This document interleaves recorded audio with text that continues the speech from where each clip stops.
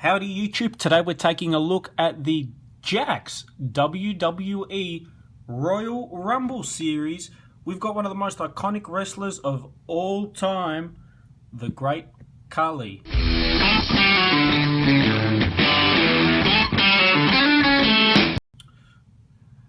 So all jokes aside, this is actually a really cool figure, a ridiculously large figure, and I'm going to bring in some Mattel figures just to show you guys the size comparison. If you haven't seen my review where I compare Jakks versus Mattel, they're pretty even. Some figures that Mattel has made are a lot better than the Jakks versions. Some of the Jakks figures are better than the Mattel versions. The Great Khali is one of those rare circumstances, at least recently, where the Jakks Khali is substantially, and I mean a lot better than any of the Mattel Great Khali figures that we've gotten. The figure just looks awesome. The body sculpting looks perfect. The face scan looks excellent. I really liked the Great Khali. He debuted, I think, 2005, 2006, around that time, as just a massive monster. He went into a big feud with The Undertaker early on, which I love that feud. They built to the Punjabi prison match, which then mysteriously Big Show versed Undertaker in, and I remember as a kid watching that and, you know, wondering why was Big Show there. And then he ended up versing Undertaker a few times in some mediocre matches from memory. The biggest problem with him is that he just, I think he was too nice of a guy to actually be a wrestler. He looks like this vicious monster. He had Daivari, I think, as his manager at one point as well. And he could have been a really imposing, intimidating guy, but his real character wasn't that monster. And I guess he ended up being a bit of a flop, much like Giant Gonzalez, I guess. But yeah, it's a shame. He had some cool finishing moves. He had the chop, but he should have had like a slam or something. Instead, he had like the vice forehead grip that he did to Batista, which was kind of a joke. He was World Heavyweight Champion at one point, so they did give him the belt. They did push him. They gave him every opportunity, but unfortunately it didn't work out. The figure comes in the Royal Rumble packaging. So I'm going to take this opportunity, once I get him opened up, to actually talk about the 2007 Royal Rumble. I was at the event. It was a fantastic event. I loved every second of it.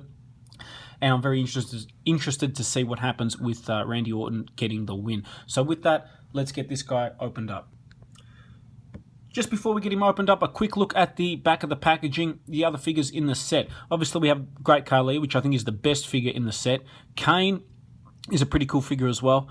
Vladimir Kozlov, Ted DiBiase, no.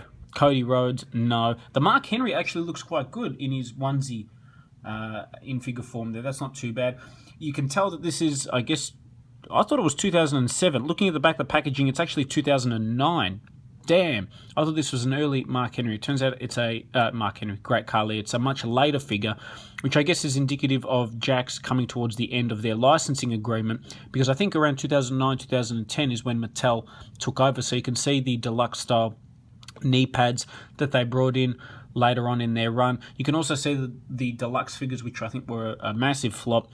Jack Swagger, the Triple H, nice squat toilet position there.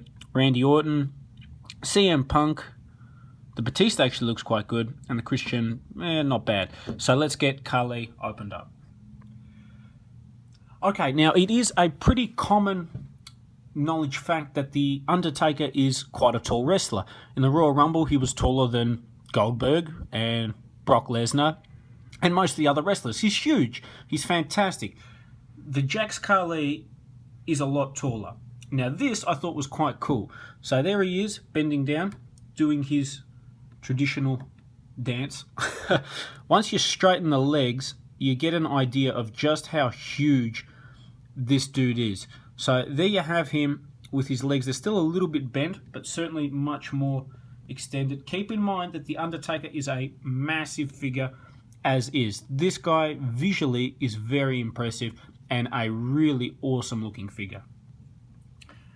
Now, if you wanted to see some clips live from the actual Rumble, then check out my review of the WrestleMania 17 Undertaker on my channel. I've added in some clips of the Rumble there. You can see Undertaker chokeslamming people, Goldberg jackhammering and spearing people, and the massive boos Roman Reigns received when he not only came out, but then when he eliminated Undertaker as well. Pretty cool experience to be there live.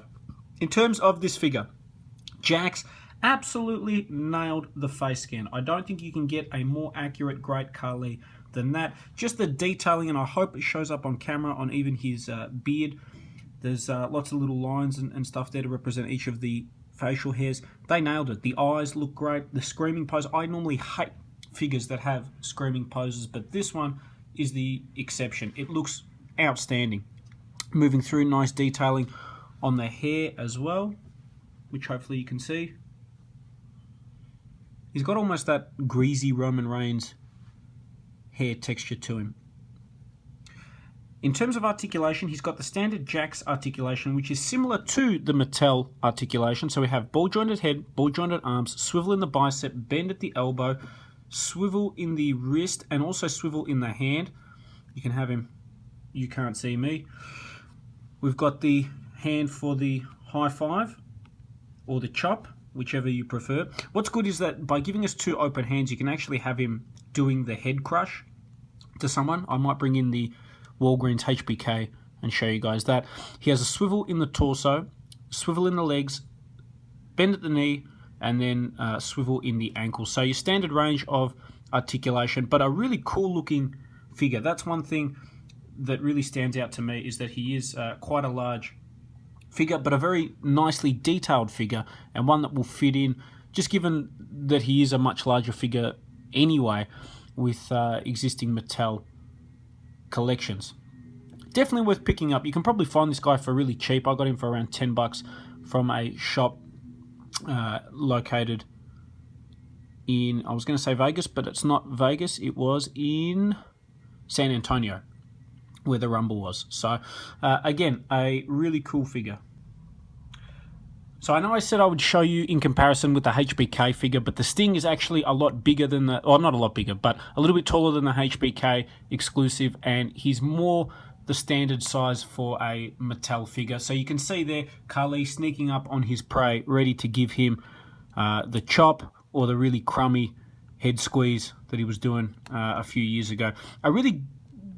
Just a real disappointment that he could have been huge, like a massive monster. I remember as a kid, he was very intimidating, very scary. I remember when he won the championship in the Battle Royal.